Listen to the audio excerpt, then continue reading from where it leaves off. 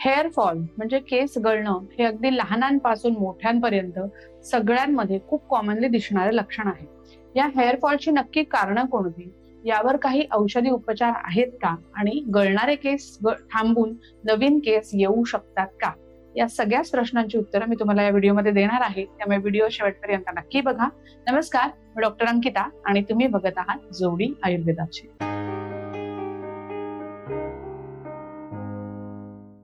Hair fall म्हणजे केस गळणं हे सध्या इतकं कॉमन आहे की अगदी 8-10 वर्षांच्या मुलांपासून ते वृद्धांपर्यंत सगळ्यांमध्ये खूप कॉमनली दिसणारं लक्षण आहे.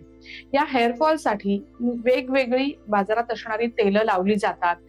बऱ्याचदा स्त्रिया पार्लरमध्ये, ब्युटी पार्लर्समध्ये जाऊन हेअर स्पा किंवा वेगवेगळ्या ट्रीटमेंट्स घेत असतात हेअरफॉल थांबवण्यासाठी. पण केवळ वरून डोक्याला तेल लावणं किंवा वरून वेगवेगळे केमिकल्स लावणं यामुळे हेअरफॉल थांबतो का? तर नाही. हेअरफॉलची कारणं शोधून त्याच्यावर योग्य ते औषध उपचार घेतल्यानंतर हेअरफॉल पूर्णपणे थांबतो आणि नवीन केस सुद्धा येतात. कसे ते बघूया. हेअरफॉलची सगळ्यात कॉमनली दिसणारी आणि सगळ्यात कॉमन कारणं कोणती? तर ती म्हणजे खूप खारट पदार्थ खाणं. आता तुम्ही म्हणाल मी वरून मीठ घेऊन खात नाही, जेवणातलं मीठ असतं तेवढंच खातो. पण याच्या व्यतिरिक्त जर तुमच्या जेवणामध्ये लोणचं, पापड, खारी बिस्किटं किंवा वेगवेगळे बेकरी प्रॉडक्ट्स असतील, हे जर खाण्यामध्ये वारंवार येत असतील, कॉलेज गोईंग टीनेज मुलांमध्ये खास करून फ्रेंच फ्राईज आहेत, चिप्स आहेत, हे जर का वारंवार खाल्लं जात असेल किंवा नॉन व्हेजिटेरियन्स मध्ये सुके मासे जर का वारंवार खाल्ले जात असतील, तर या सगळ्या पदार्थांमध्ये आणखीन एक पदार्थ राहिला तो म्हणजे खारवलेले शेंगदाणे. या सगळ्या पदार्थांमध्ये खूप जास्त प्रमाणामध्ये मीठ असतं आणि हे एक्सेसिव्ह खाल्लेलं मीठ जर का तुमच्या शरीरामध्ये वारंवार वारंवार जात असेल, यामुळे तुमचे केस ठिसूळ होतात, ब्रिटल होतात आणि ते तुटतात. आणि तुटल्यामुळे वारंवार असं जेव्हा घडत जातं तेव्हा त्या केसांची पोरॉसिटी जाते आणि हळूहळू हळू करून तुम्हाला भरपूर हेअरफॉल व्हायला लागतो. याच्या व्यतिरिक्त हेअरफॉलचं आणखीन एक महत्वाचं कारण आहे ते म्हणजे डॅन्ड्रफ. तो वेट डॅन्ड्रफ असेल किंवा ड्राय डॅन्ड्रफ असेल, या डॅन्ड्रफमुळे सुद्धा केसांची क्वालिटी खराब होते आणि त्याच्यामुळे केस डायरेक्ट तुटायला लागतात किंवा मुळापासून सुद्धा निघून गळून जातात आणि भरपूर हेअरफॉल व्हायला लागतो. आणखीन एक कारण आहे हेअरफॉलचं ते म्हणजे ॲलोपेशिया, ज्याला इंद्रलुप्त असं आयुर्वेदामध्ये म्हणतात, ज्याला मराठीमध्ये चाई पडणं असं म्हणतात. याच्यामध्ये एका ठराविक भागातलेच केस गळून जातात किंवा निघून जातात. तर हा सुद्धा एक वेगळा आजार झाला. आणखीन एक आहे हेअरफॉलचा प्रकार, तो म्हणजे मेल पॅटर्न बाल्डनेस, जो हेरिडेटरी असतो. म्हणजे जर का वडिलांना साधारण 40 नंतर टक्कल पडलेला असेल, तर पुरुषांमध्ये सुद्धा तसं टक्कल पडलेलं दिसतं. कारण ते हेरिडेटरी आहे, तुमच्या जीन्सने कॅरी केलेलं आहे. त्यामुळे फक्त मेल पॅटर्न बाल्डनेस जो आहे, ज्याच्यामध्ये हेरिडेटरी जर का हेअरफॉल होत असेल, तो मात्र औषधांनी बरा होत नाही. त्याच्यासाठी मग तुम्हाला काहीतरी हेअर ट्रान्सप्लांट किंवा अशा ट्रीटमेंट्स करण्याची आवश्यकता आहे.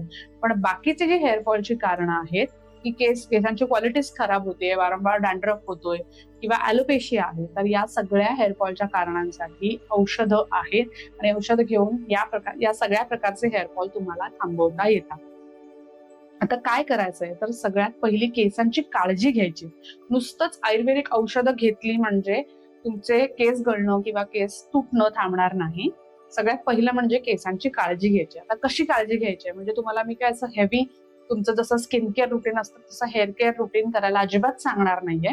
केसांची काळजी घ्यायची म्हणजे थोडक्यात बाहेर जर का तुम्ही जाणार असाल कामासाठी, तर अशा वेळेला जर खूप धूळ उडणार असेल, तर शक्य असेल तर केस कव्हर करणं. मग जसं तुम्ही चेहरा कव्हर करता तसे केस कव्हर करायचे किंवा किमान ते टाय करायचे. म्हणजे एखादी वेणी बांधून किंवा एखादा बन बांधून जर का तुम्ही ते कव्हर केलेत. पुरुषांनी जर का ट्रॅव्हलिंग करायचं असेल लॉंग टर्म जिथे धूळ आहे, अशा वेळेला एखादी टोपी घातली, तर त्यामुळे ती धूळ केसात न गेल्यामुळे सुद्धा डॅन्ड्रफ टाळता येतो.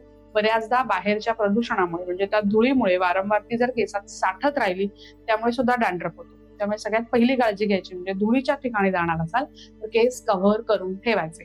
दुसरं असं, मुलींमध्ये मी खास करून असं पाहिलेलं आहे की केस धुतल्यानंतर ते ओल्या असतानाच, अर्धवट ओले असताना विंचरले जातात. केस ओले असताना अजिबात कंगवा लावायचा नाही केसांना. ओल्या केसांना कंगवा लावला की त्यामध्ये एखादा जरी गुंतलेला केस असेल तर तो डायरेक्ट तुटून खाली येतो. त्यामुळे केस तुटतात. ओले केस विंचरायचे नाहीत. केस वाळू द्या, वाळल्यानंतर विंचरायला हरकत नाही. तिसरं असं, जर का केस धुतलेले आहेत, ओले आहेत आणि जर तुम्ही बाहेर जाणार असाल तर 100% केस कव्हर करूनच जायचं. कारण ओल्या केसांमध्ये थोडीशी जरी धूळ उडली ती सगळी धूळ केसांना चिकटून बसते आणि तुम्हाला छान भरपूर डॅन्ड्रफ व्हायला मदत होते. त्यामुळे ओले केस घेऊन, मोकळे केस घेऊन जायचं नाही, ते तर कव्हर करून जायचं. आणखीन एक महत्वाची काळजी ती म्हणजे आठवड्यातनं किमान 1 ते 2 वेळा हेअर वॉश करायचा. अशी पण मी काही माणसं बघितलेली आहेत, काही मुली पाहिल्या आहेत, की मॅडम हेअर वॉश केला की भरपूर हेअर फॉल होतो म्हणून मी 2-2 आठवडे हेअर वॉशच करत नाही. नाही, तुम्ही केस नाही धुतले तर आणखीन केसांची क्वालिटी खराब होणार. त्यामुळे आठवड्यातून किमान 1 ते 2 वेळा हेअर वॉश करायचा आहे. हेअर वॉश करण्यापूर्वी केसांना तेल लावणं अत्यावश्यक आहे. कारण आता आपण रेग्युलरली जेव्हा कामासाठी बाहेर जातो किंवा वेगवेगळ्या तुम्ही कॉलेजमध्ये जात असाल तर तुम्ही काही रोज केसांना तेल लावून जात नाही.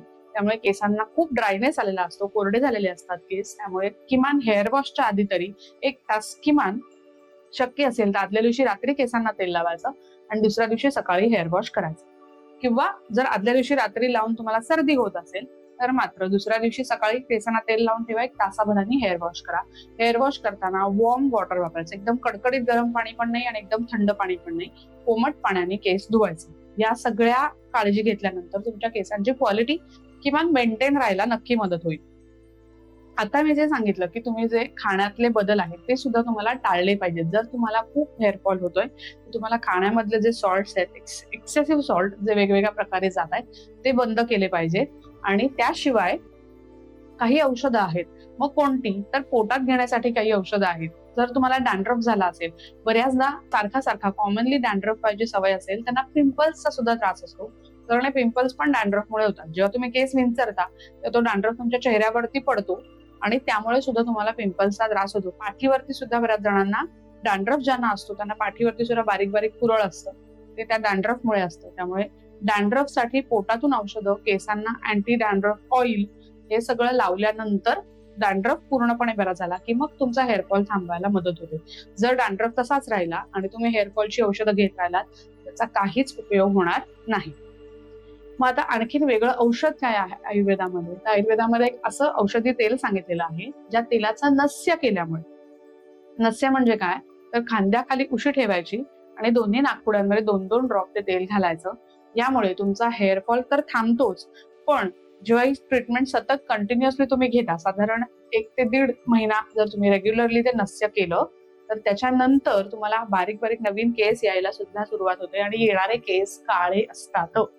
त्यामुळे जर का तुम्हाला वारंवार असा हेअरफॉल होत असेल तर यासाठी यष्टी आमलकी तेल, मी इथे स्क्रीनवरती तुम्हाला नाव देते, हे तेल आम्ही तयार केलेलं आहे. जर तुम्हाला ते आमच्याकडून ऑर्डर करायचं असेल तर खाली दिलेल्या व्हॉट्सअप क्रमांकावरती संपर्क करा. आम्ही तुम्हाला ते तेल तुमच्यापर्यंत पोहोचवण्याची नक्की व्यवस्था करू.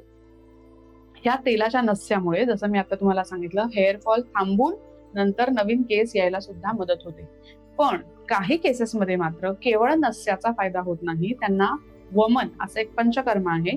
वमनाबद्दल एक वेगळा व्हिडिओ केलेला आहे. म्हणजे वमन म्हणजे नक्की काय, वमन कसं केलं जातं, ती पूर्ण प्रोसेस कशी असते, तर ते तुम्हाला जर का जाणून घ्यायचं असेल तर मी डिस्क्रिप्शन मध्ये ती लिंक देते.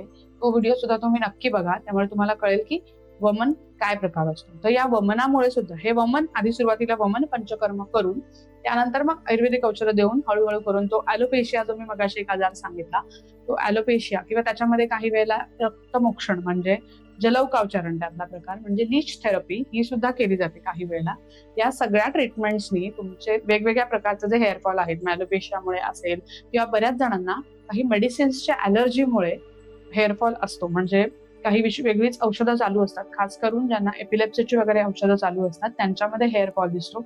अशा मेडिसिनल ॲलर्जीमध्ये सुद्धा तुम्हाला पोटातून औषधं घेऊन त्यासोबतच वेगळं नस्य, जसं मी तुम्हाला सांगितलं, किंवा एखादं हेअर ऑइल, डॅन्ड्रफ असेल तर अँटी डॅन्ड्रफ ऑइल असं सगळं लावल्यानंतर हेअरफॉल पूर्णपणे बरा होतो.